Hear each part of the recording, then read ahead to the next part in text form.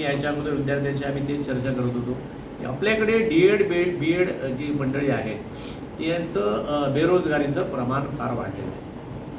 मी तुमच्याकडे डाटा सांगतो तुम्हाला 2 मिनिटं. मी काल सिंधुदुर्गात पण प्रेस घेतली, तुम्ही ऐकली असेल, पण तुमच्या माध्यमातून सिंधुदुर्ग आणि रत्नागिरीसाठी आम्हाला काही नवीन या येणाऱ्या अधिवेशनामध्ये काही गोष्टी आम्हाला आणायच्या आहेत. त्या दृष्टीने माझा प्रयत्न आहे. मागच्या विधान परिषदेच्या अधिवेशनामध्ये मी एक विषय मांडला होता, तो म्हणजे जिल्हा संवर्ग भरत्यांसाठी करा आणि आमचे जे बेरोजगार पोरं आहेत गावागावात त्यांना रोजगार मिळाला पाहिजे असा विषय मांडला होता. मी काल सिंधुदुर्गाचा थोडा एकूण आढावा घेतला. एकूण जिल्हा परिषद मी प्राथमिक शिक्षकांविषयी आज बोलतो आहे, बाकी सगळ्या गोष्टी नाही, पण एक नटसेल म्हणून तुम्हाला या गोष्टी सांगतो की झेडपीच्या 1314 शाळा आहेत झेडपी सिंधुदुर्गात. एकूण शिक्षक आहेत 4500 सिंधुदुर्गात. स्थानिक लोक 20% आणि बाहेरची मंडळी 80%. रत्नागिरी जिल्हा मी सकाळपासून सगळी माहिती घेतली. झेडपीच्या शाळा आहेत 2363 पहिली ते 7वी. एकूण शिक्षक आहेत 5543. स्थानिक शिक्षक जे आहेत ते 30%. 70% अजून बाहेरची मंडळी. बाहेरची म्हणजे महाराष्ट्रातल्या कोकण सोडून. एकूण विद्यार्थी आहेत 55,597 आणि सिंधुदुर्गात जवळजवळ 35,000 विद्यार्थी. आता आमचा प्रश्न असा आहे, आमची मागणी अशी आहे सरकारकडे, जी मी कालच्या विधान परिषदेच्या अधिवेश केली. आता मी पुन्हा या अधिवेशनामध्ये करणार आहोत आणि त्या अधिवेशनाच्या मधल्या काळामध्ये आम्ही सगळे बालगोपाळ मंडळी, त्यांचे नेते मंडळी, आम्ही सगळे मंडळी सिंधुदुर्ग आणि रत्नागिरी प्रामुख्याने या भागामध्ये आमचं मागणं असं आहे की जवळजवळ 1 लाख मुलं प्राथमिक शिक्षण घेतात. किती? ॲव्हरेज 1 लाख. 10,000 शिक्षकांची पद आहे, हे 10%. किती? जवळजवळ 3,500 ते 4,000 शाळा आहेत. बघा, स्टॅटिस्टिकली परफेक्ट सांगतो. आमचं मागणं असं आहे की सिंधुदुर्ग आणि रत्नागिरीमध्ये मोठे उद्योग येत नाही. ठीक आहे, आपले उद्योगमंत्री आणतायत, सिंधुदुर्गाचे पालकमंत्री आणतील तेव्हा आणतील. जसं रिफायनरी येता येतं राहिलं, अणुऊर्जा येता येतं राहिलं, अशा अनेक आणण्या प्रयत्न चालू आहेत. आमचं काही त्याच्याबद्दल म्हणणं नाही. ते उद्योग यावेत व्हावेत. उद्योग जरी आला तरी तो येऊन पुन्हा रोजगार द्यायला 2, 4, 5 वर्ष लागतात. तेवढ्यात एक पिढी निघून जाते, पुन्हा बार होतात. शिकलेला पोरगा 35-40 वर्षाचा होऊन जातो आणि मग तो नोकरीला मोडतो. आमचं पत्रकार मंडळी असं म्हणणं आहे आज तुमच्या माध्यमातून सरकारला आणि तिथल्या स्थानिक मंडळीला, हे सिंधुदुर्गात मी काल म्हणलं की सिंधुदुर्ग रत्नागिरीमध्ये आमची ही 1 लाख पोरं शिकतात.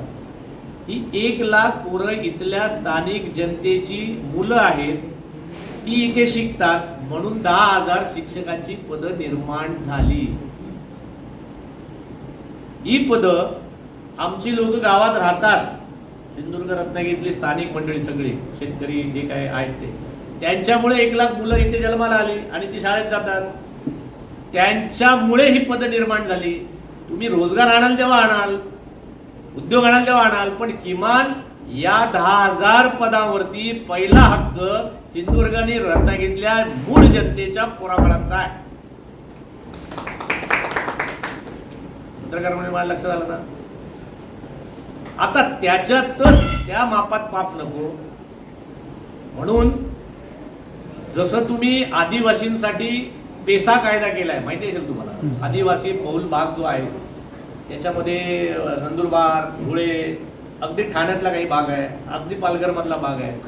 तसं आमची मागणी आहे की सिंधुदुर्ग रत्नागिरी या डोंगराळ भागामध्ये, एक डोंगराळ सह्याद्री आहे आणि दुसरा समुद्र आहे, CRZ आहे. म्हणून अशा भागामधल्या मुलाबाळांसाठी, या भागातल्या पोरांना रोजगारासाठी आज 80% घरं बंद आहेत, ती पुन्हा उघडावीत. रोजगार मोठ्या प्रमाणात येत नाहीत.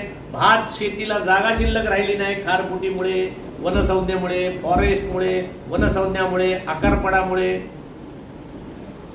बंधारे फुटून खार बाधित झाल्यामुळे आमचा आंब्यावरती खार पडते, आंबाचं उत्पन्न कमी होत चाललंय. काजू आमच्याकडे आता अडचणीत आलाय, 50% काजू ब्राझीलमधनं येतो, इथे होत. या सगळ्या अडचणीवरती गावामध्ये आमचा कोकणी माणूस राहत नाही, मायग्रेट होतो. त्यामुळे त्यांची मुलं बाळं इथे नाहीत, शाळा ओस पडत चालल्या. याला रामबाण उपाय म्हणजे आमची 10,000 पदं आम्हाला परत द्या. एका शिक्षक या जिल्हा परिषदेच्या शाळा या विभागात झेडपीची ग्रामविकासातून होणारी भरती, अशाच मग महसुली भरती आहेत, आरोग्याच्या भरती आहेत, ग्रामसेवकापासून तलाट्यापासून त्या अगदी आरोग्याच्या ज्या क वर्ग आणि इतर वर्ग जो आहे क्लास 1 क्लास 2 सोडून बाकी सगळ्या भरत्या, या सगळ्या भरत्या जिल्हा संवर्ग म्हणून झाल्या पाहिजे असा आमचा आग्रह आहे. त्यासाठी आमचा लढा आहे. त्यासाठी आमची सगळी DED BEd बेरोजगार सेना तयार आहे की नाही? आहे शाबास, तयार आहे. अशी सिंधुदुर्गात तयार आहे. संपवतो प्राथमिक. अशा या सगळ्यांसाठी आमचा एल्गार आहे. येणाऱ्या अधिवेशनामध्ये अशा प्रकारचं बिल आणणं असा आमचा आग्रह आहे. आम्ही माननीय मुख्यमंत्री, माननीय उपमुख्यमंत्री दोन्ही, आमचे दोन्ही पालकमंत्री या सगळ्यांपर्यंत आणि शिक्षण मंत्री, ग्रामविकास मंत्री या सगळ्यांना आम्ही भेटणार आहोत. शिक्षक आमदारांना आम्ही भेटलेलो आहोत आणि आमच्या हक्काची, आमच्या पोराबाळांमुळे निर्माण झालेली, आमच्या महसुलीमुळे, आमच्या महसुलीसाठी ही पदं निर्माण झालेली, या सगळ्या गोष्टी आमच्याकडे द्याव्यात एवढ्यासाठी आमचा हट्ट आहे, आग्रह आहे. पुन्हा आमची 80% घरं उघडावीत असा आमचा आग्रह आहे. हा आग्रहाची मागणी तुमच्या माध्यमातून जनतेपर्यंत नेतो. लवकरच आता आम्ही सिंधुदुर्ग रत्नागिरी जी आमची बेरोजगारांची असोसिएशन आहे, जी मुलं आहेत त्यांच्या माध्यमातून सिंधुदुर्ग असेल, रत्नागिरी असेल, मुंबई असेल, या सगळ्या ठिकाणी आम्ही गाठीभेटी सुरू करणार आहे. माननीय रवींद्र चव्हाण आमचे प्रदेशाध्यक्ष आहेत. आमच्या साखरे साहेबांच्या माध्यमातून ही सगळ्या गोष्टी त्यांच्यापर्यंत पोहोचवलेल्या आहेत. आम्ही सगळ्या मंत्र्यांना, सगळे विरोधी पक्ष असतील, सत्तेतले असतील, पालकमंत्री असतील, सगळ्यांना आम्ही कन्व्हिन्स करणार आहोत. सगळ्यांना सोबत घेऊन हा प्रश्न कायमस्वरूपी सुटावा असा आमचा आग्रह आहे. कोकण संवादच्या ताज्या घडामोडींसाठी चॅनलला सबस्क्राईब करा आणि बेल आयकॉनला क्लिक करा.